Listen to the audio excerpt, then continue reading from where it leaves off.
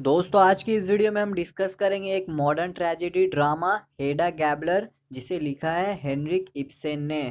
ये परफॉर्म हुआ था 1981 में। तो दोस्तों प्लॉट में नज़र डालने से पहले हम कैरेक्टर्स के बारे में पढ़ लेते हैं, जिससे कि हमें कहानी को समझने में आसानी होगी। तो ये है इस ड्रामा की मेन कैरेक्टर हेडा गैबलर। ये एक लड़की है और ये एक रिच फैमिली से है, और इसके जो फादर थे ना वो जनरल है। और इस हेडा के फादर ने इसे 2 पिस्तौलें दी है, यानी कि 2 बंदूकें दी है। ये जो गैबलर है ना, ये आज़ाद रहना चाहती है, मतलब कि ये लड़कों जैसा जीना चाहती है। और 30 साल की उम्र में इसकी शादी होती है जर्गेन टेस्मैन से। ये जो है ये एक स्कॉलर है और ज़्यादा समय ये रिसर्च ही करते रहता है, और ये जल्द ही प्रोफेसर बनने वाला है। और ये है इस टेस्मैन की आंट, और ये जो जूलियन टेस्मैन है, इसने इस जर्गेन टेस्मैन को पाल पोस कर बड़ा किया है, और ये आंट इसकी फाइनेंशियली हेल्प भी करती है। और ये है आंट रीना, और ये जो आंट रीना है ना, ये इस आंट जूले का हेल्प करती है इस टेस्मैन को बड़ा करने में, मतलब पालने पोसने में। और ये है एल्जर्ट लवबॉर्ग, और इसकी एक वाइफ है मिसेस एल्फस्टेड। ये जो लवबॉर्ग है ना, ये शादी से पहले शराबी था, लेकिन इसकी जो वाइफ है इसने इसे शादी के बाद चेंज कर दिया। और शादी के बाद ये जो लवबॉर्ग है ये एक अच्छा इंसान बन चुका है। और इस लवबॉर्ग का शादी से पहले इस हेडा से अफेयर था। और ये है जज ब्रैक। ये जो बंदा है ना, ये इस हेडा और इस टेस्मैन का फ्रेंड है, और ये इस हेडा और टेस्मैन के घर में आते जाते रहता है। और ये जज ब्रैक है, ये इस हेडा को सेड्यूस भी करने की कोशिश करता है। और एक और कैरेक्टर है बट। ये जो लड़की है ना, ये सर्वेंट थी पहले इस आंट जूले का, लेकिन अब ये सर्वेंट है इस हेडा और इस टेस्मैन के घर में।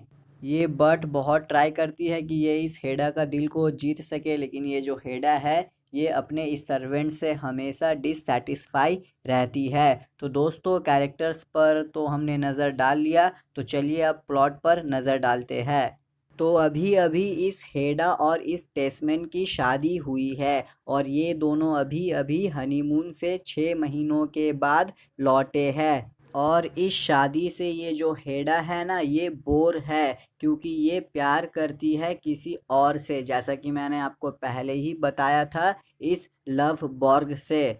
तो अब ये जो मिसेस एल्फस्टेड है ये इस हेडा के घर में आती है, और ये इस हेडा से कहती है कि मैंने अपने यानी कि इस लवबॉर्ग को ठीक कर दिया है। अब ये शराब नहीं पीता। पहले तो ये शराब बहुत ही पीता था, लेकिन शादी के बाद अब इसने शराब को छोड़ दिया है। और मिसेस एल्फस्टेड ये भी कहती है कि ये जो लव बॉर्ग है ये कुछ दिनों से घर नहीं आया, तो इसीलिए मैं यहाँ पर आई हूँ। तो ये मिसेस इस हेडा से कहती है कि तुम अपने हस्बैंड टेस्मैन को कहो कि मेरे हस्बैंड को यानी कि लवबॉर्ग को ढूंढे। तो अब ये जो टेस्मैन है ये इस लवबॉर्ग को ढूंढ लेता है। तो अब सेकेंड एक्ट में ये जो जज ब्रैक है ये इस हेडा के घर में आता है। मैंने आपको पहले ही बता दिया था कि ये जो ब्रैक है ये इस हेडा के घर में आता जाता रहता है। तो यहाँ पर ये इस हेडा को देखता है कि ये हेडा अपने दोनों बंदूकों के साथ खेल रही है। तो अब ये दोनों बातें करते हैं, और ये जो हेडा है ये इस जज ब्रैक से कहती है कि ये अपने हनीमून में गई थी, लेकिन वहाँ पर ये सिर्फ बोर हो रही थी। तो ये सब बातें इन दोनों के बीच में चलती है, और अब ये जो हेडा के हस्बैंड है जर्गेन टेस्मैन, ये यहाँ पर यानी कि घर में आ जाते हैं। तो इन दोनों का बात अब ख़त्म होता है।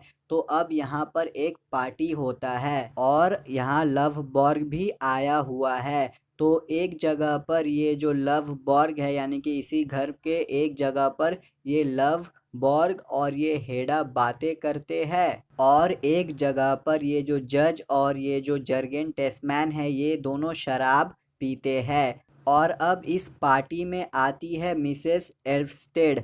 तो अब ये जो हेडा है ये मिसेस एल्फस्टेड और ये लवबॉर्ग के बीच में आग लगा देती है।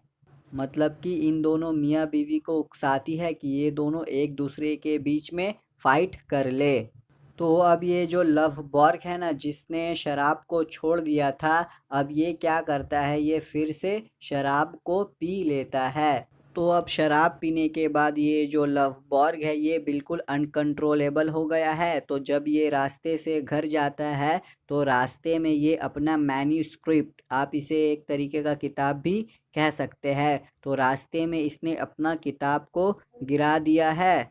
तो ये जो मैन्यूस्क्रिप्ट जो गिर चुका है, इस मैन्यूस्क्रिप्ट को ये टेस्मैन उठाता है। तो अब ये टेस्मैन इस मैन्यूस्क्रिप्ट को अपने बीवी हेडा को देता है और कहता है कि मेरी जो आंट रीना है वो बीमार है, तो मैं उसे देखने जा रहा हूँ। शायद वो अब मर भी जाएगी क्योंकि उनका तबीयत बहुत ही ख़राब है।